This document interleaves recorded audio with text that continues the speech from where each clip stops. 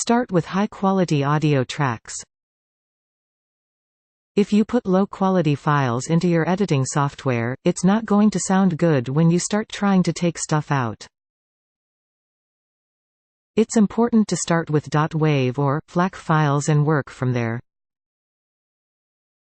The results will be a lot more clear than you'll get from a super compressed MP3 file.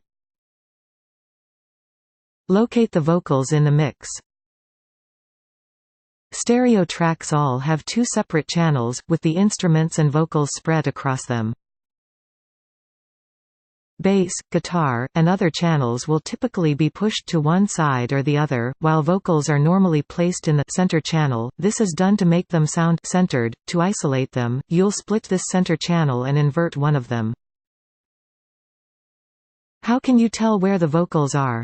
Just listen in good quality headphones. If the vocals seem to be coming out of both channels simultaneously, they're mixed in the center. If not, they're to the side that you hear the vocals coming from. Some styles of music and specific recordings will have different balances between channels. If the vocals are shifted to one channel or the other instead of centered, it's much easier to remove them.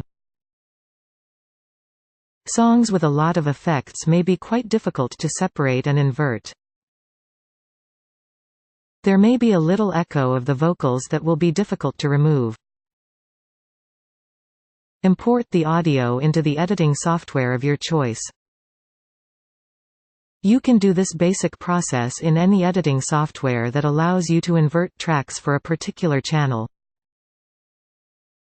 While the exact location of the tool for each will vary slightly, the basic process is the same for the following programs. Audacity, Pro Tools, Ableton, Reason. Break the channels into separate tracks. In most programs, you can break a high-quality sound file recorded in stereo into the two tracks. You should see a black arrow next to the track title, which you can click and select Split Stereo Track. You should then have the separate channels to work with individually. Select one of the channels to invert. Since they both have vocals embedded in the tracks, select either one.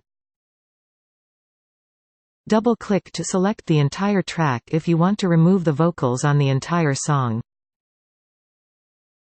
Invert the channel.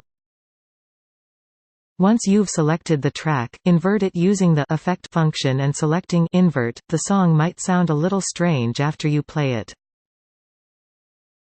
After inverting, the track should sound like it's coming from the sides, instead of the middle. You should still be able to hear vocals some, but don't worry. You'll complete the effect when you bounce it back to mono. Convert the file back to mono. Combine the two stereo channels back into one channel. You should now have one combined track that should have a more diminished amplitude. That means the vocals will be massaged out and the instrumentation will be usable. You may still hear faint hints of the original singer hiding in the background. Choose Vocal Eliminator software. Vocal Eliminator software packages are available on the Internet, for a variety of prices. Some Vocal Eliminator software packages may be downloaded for free, but most are available only through a purchase. Each software package provides instructions for installation. Here's a little of different packages at a variety of prices.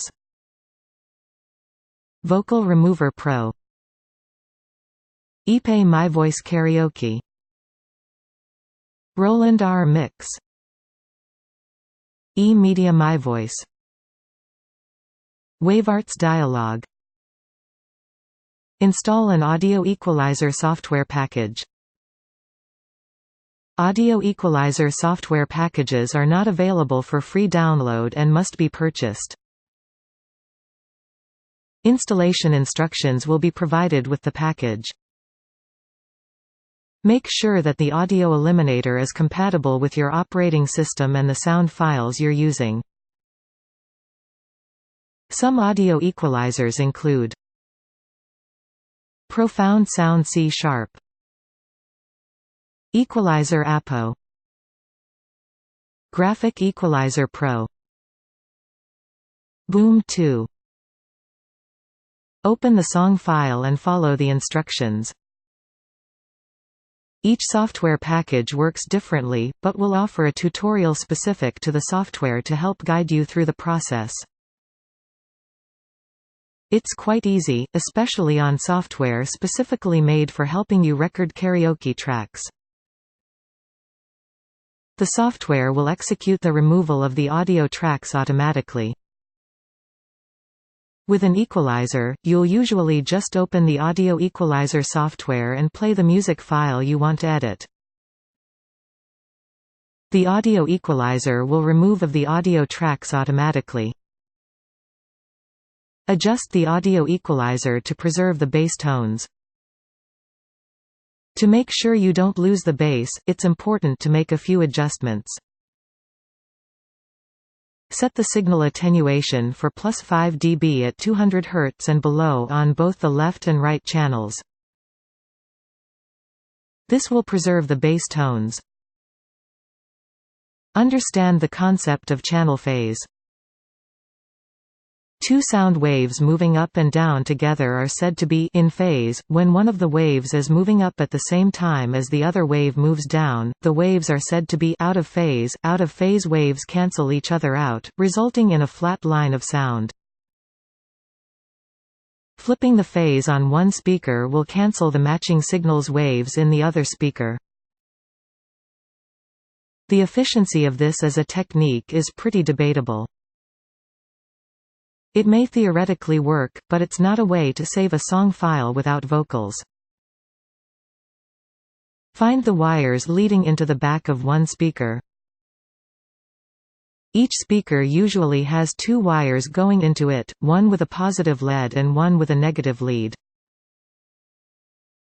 Usually these are red and white, black and red, or black and white. Sometimes, they're black and black. Swap the two wires going into one speaker around. Where the black wire was connected, connect the red wire, and move the red wire to the black wire's terminal.